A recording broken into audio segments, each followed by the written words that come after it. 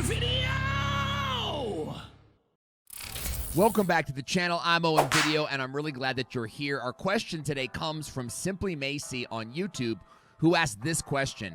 What are some of the legal and payment terms that need to be considered when negotiating a brand deal, like rights to the footage, payment terms, payment methods, and all of those things? Wow, that's a great question. And I have a two-part answer. Let's talk about the first part. What you're talking about here is called the terms and conditions. And the terms and conditions page is usually found on the last page of the sponsorship proposal. This is where you lay out all the non-creative requirements of the deal. One of the most important aspects to consider is ownership.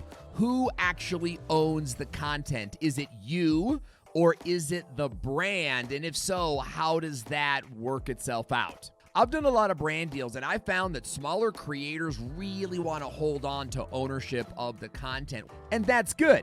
Sometimes. There are other times when it might make you more money to give them ownership over the content.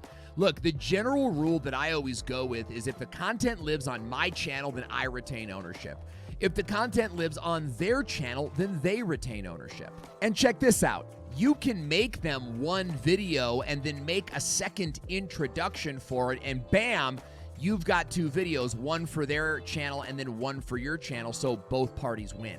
Don't be afraid to get creative with your brand deals. So here's an example of a proposal that we put together for a camera company. And you can see that our terms and conditions aren't really all that crazy here, right? It's just a few different things. Like we say, hey, you know, we assume that you have permission to use all the scripts and all the pictures and the imagery you're going to send this. Then you have some technical stuff in here about signing of the contract, which you can use. I think it's going to make you sound really legal. So go ahead and copy those things and put them in your own proposal.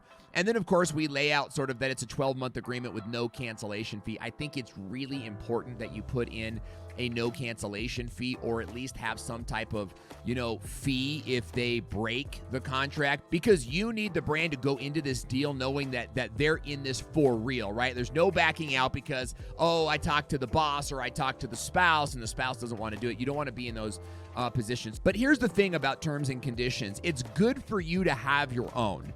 It's good for you to lay out to the brand the way that you want the brand deal to go. You say, look, I'm going to do 5 videos for my channel, and I retain ownership, and then 5 videos for your channel, and then you retain ownership, and then you're going to give me an affiliate link, and you're going to pay me this much, and all these different types of things.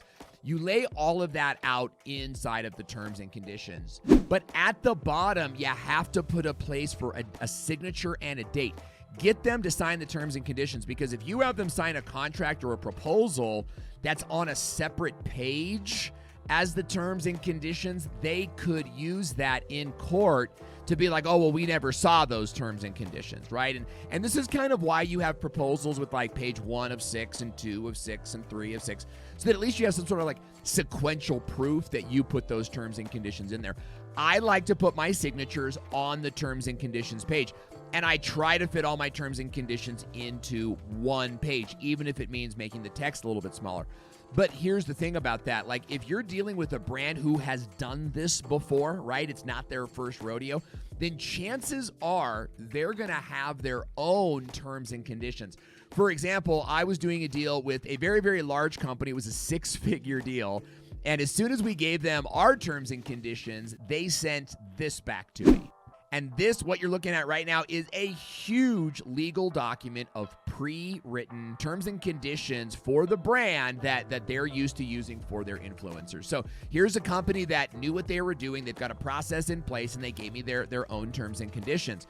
So look, don't let this throw you off. Just read through the terms and conditions, and if they're acceptable to you, then sign the deal. Right? Like, I don't want you to hold on to a deal because they are going to retain some ownership of your video, especially if you're smaller. If it's not right for you to give up ownership, then I understand. But my suggestion would be, in most cases, barring some exceptions, just move forward with the deal, especially if you've never done a deal before, right? Just keep moving forward and see how it works out. It might actually be a better thing for you. You can always remake the video, right? Air 5. So let's move on to the next part of the question, which is payment terms. And the answer to your question is that you want to create what's called a payment schedule. And this is usually like the second to the last page of the brand deal. So it's like the payment schedule.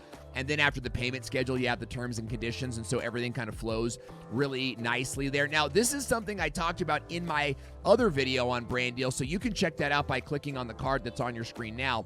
But look, the payment schedule is largely under your control. This is something that you have a lot of say over. But again, you want to leave room for the brand to be like, oh, well, what if we just pay you half now and half later? So let's take a look at an example of a payment schedule that I've laid out in the past before. And you can see that I have this on the campaign fulfillment side, okay? Now, the text above here is really just filler to make the page look good, but I kind of start with this 1, 2, 3, like how do we get started with a campaign launch call? And then what's our maintenance? Well, it's a bi-monthly status update. And then how are we managing all of this? Well, we're going to do that in a project manager. And then I lay out the investment here in a payment schedule. Now, you notice that I have a setup fee or a one-time fee. I'm a huge believer. You have to walk away with a deposit or like a setup fee. You cannot begin the creative for no money out of pocket. That's just not a good way to do business. And then you've got your monthly fee, okay? Then, of course, in this contract, we talked about doing ad spend, and then we have the length of the contract in months, which was 12 months. So that's one example of a payment schedule. Let me show you another example of a payment schedule right here. And this one I called the investment page. And notice how I laid out my team members in this one, like everyone who's going to be working on the project. This made me look like a bigger company. And again, this is sort of filler to fill the page up and make it look a little bit more professional. So I lay out my team members here. And then I laid out the total investment of the campaign. And then I laid out the monthly investment, what that total investment divided by 12 is going to look like. And then I have some cost breakdowns over here. And of course, I write down that the total contract is 12 months. So you can see once again that I put sort of like the time frame up there as well. But look, let me give you some tips on how you can do your own payment schedule. Here is a general rule of thumb that your first payment is either 10% or $1,000, whichever is more money, okay? So they got a $20,000 deal, then take $2,000 down to begin the creative process. I really don't want you meeting with anybody until a payment has been acquired, you know what I mean? And these are non-refundable. This is not something they can get back, right?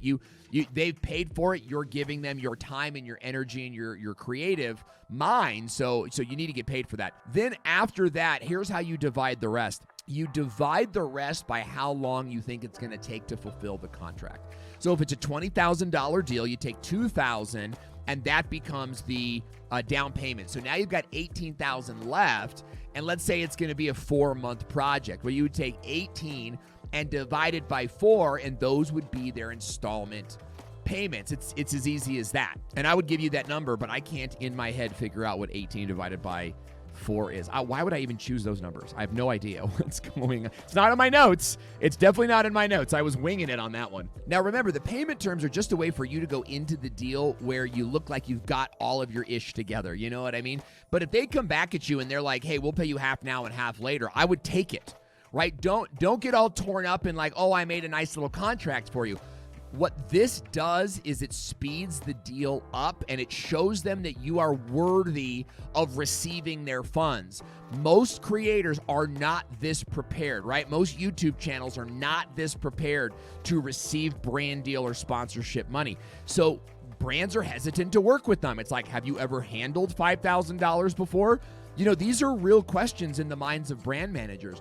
Now, when you step up to the plate and you've got like documentation in place with payment terms and conditions page, you know, it makes you look valuable of investment, and that makes it easier for them to give you cash, even if they do come back with their own documents that are a little bit meatier.